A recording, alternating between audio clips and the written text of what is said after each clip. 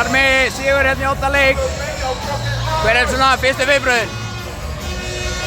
Rosalega stoltur af hópnum og liðinu og búinn að vera rosalega flottir í þessari seríu í öllum leikjunum.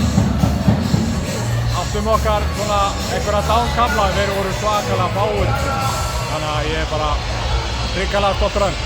Þið náðu hérna einhverju 10 plus forystu hérna í fyrri hálfleik. Þið látið hann ekkert af hendi.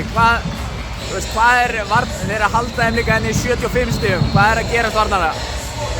Bara liðið hjá okkur er rosalega duglegir og þeir eru til í að leggja allt á línuna varnarlega.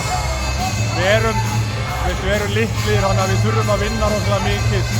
Spila alls konar útfærslur af vörnum, á boltaskrínum og þeir eru bara til í að gera hvað sem er til þess að vinna og halda áfram og vera í þessu og bara gegja þeim.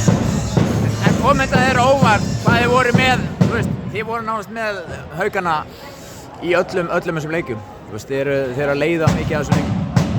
Það kom mér kannski óvart að allir leikirnir voru frekar jafnir fram að þessum síðustu tveimur var þetta kannski ykkur 9-10 stig.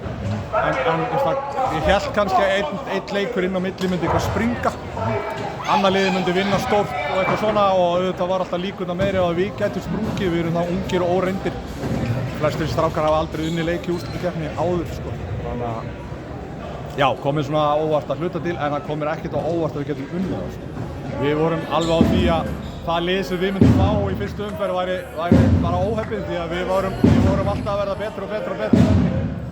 Við erum búin að vera bara á beinni stefnu upp bara frá því í janúar. Þannig að já, trúum alltaf að geta unnið. Hvað getið þið gert á móti Sindra í næstu umferð? Bara förum inn í það eins og við fórum inn í þetta.